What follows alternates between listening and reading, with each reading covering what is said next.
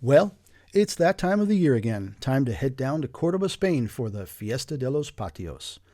This festival is arguably the greatest public flower show on earth, put on by residents who open their homes to the public. It's free of charge, and the owners proudly display their amazing patios, which is Spanish for courtyard, which they have spent the past few months breathing life into so that their flowers reach the height of their bloom in these first 2 weeks of May. So, this year, the festival is being held from May 2nd to May 14th. And again, it's in Cordoba, in Andalusia, that picturesque region of southern Spain, known for its amazing sights and wonderful cuisine. So, how to get here? Cordoba is only about an hour and 45 minutes from Madrid by train. The AVE and the Irio bullet trains both go there, and prices are going to be a bit higher as this is a big event visited by hundreds of thousands of people each year. Prices between cities in Spain on AVE or Vigo or Irio that are often around 15 euros per leg are now going to be around 30 to 50 per leg. And it'll be closer to 100 per leg on Saturday and Sunday. So you really should try to go Monday through Thursday of either week. And since it is such a short way, this is possible as a day trip, a long day, but still a day trip. The ride down is quick. I think the first train is at 6:15 or 6:55. And while much of the train ride is through the high plateau that surrounds Madrid, the latter third of this trip goes through some of the olive plantations and rolling hills of Andalusia.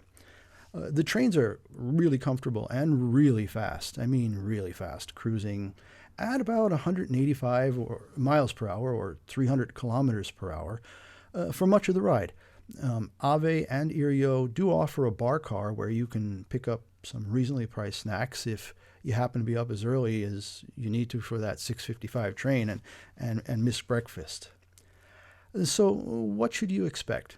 First off, make sure you get a map. Check the links down below in the description where you can find route planning options and a downloadable PDF. There are, I think, 6 or 7 different routes or sections of the city, and they're color-coded. And they span multiple sections across much of the old city of Cordoba.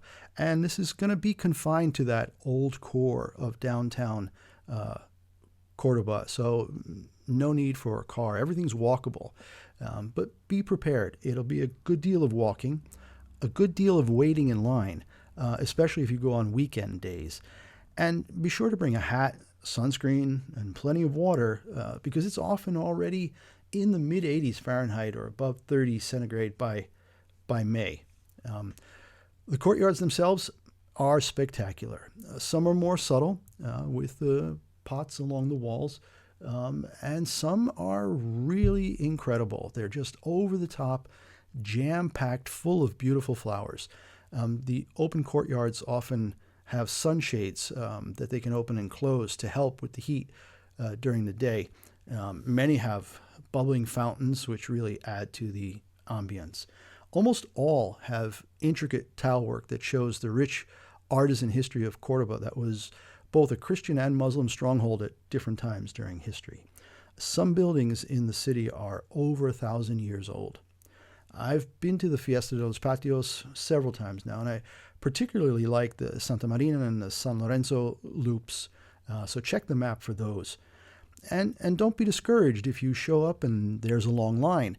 Often the lines move quite quickly as people want to see a lot during the day and they just keep moving right through. Also, just try walking to the next one on the map. Often you'll be able to catch the occasional lull in the crowd. And finally, go early.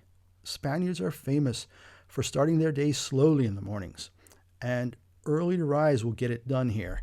Now, that may be difficult if you do like the Spaniards and party and eat until 1 a.m. or 2 a.m., but it's a great experience either way. So, what to eat? When you get a break, make sure you try some of the local specialties. Salmorejo is maybe the most famous, and it's like a tomato and olive treat that's got bits of ham and egg on top. It's quite refreshing. Carriera, sometimes called carriada, is a slow-cooked beef cheek stew that's incredibly delicious. rabo de toro, oxtail, slow cooked to where it falls off the bone and just wonderful.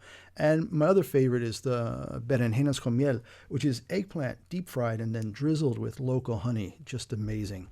And beer and wine are both good accompaniments. And don't forget, lunch doesn't really start until about 1 p.m. and dinner is rarely possible before 9 p.m. So plan accordingly. That said, there will always be places where you can get a cool sangria or beer, some tapas, or a bocadillo, which is a jamon sandwich on a kind of baguette. So plenty of options even outside the regular meal hours. So what else can you see there? If you stay for more than a day, make sure to go see the mezquita, which is the old mosque. It's just an incredible structure.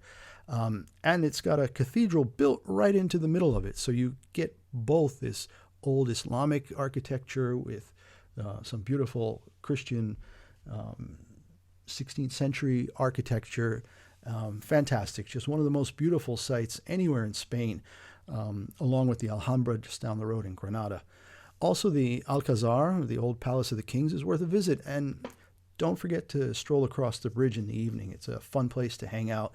And usually there'll be some musicians playing there. So just great. And last thing, if you're into some real pampering after a hot day of standing in lines and walking, check out the Hammam El Andalus, which is just down the road from the Mezquita. It's a spa that is just incredibly out of this world. It's quiet, it's dark, it's fantastic. You can get massages, and there are pools with different temperature water, and it's an absolutely great experience. I will put a link down in the description below for that.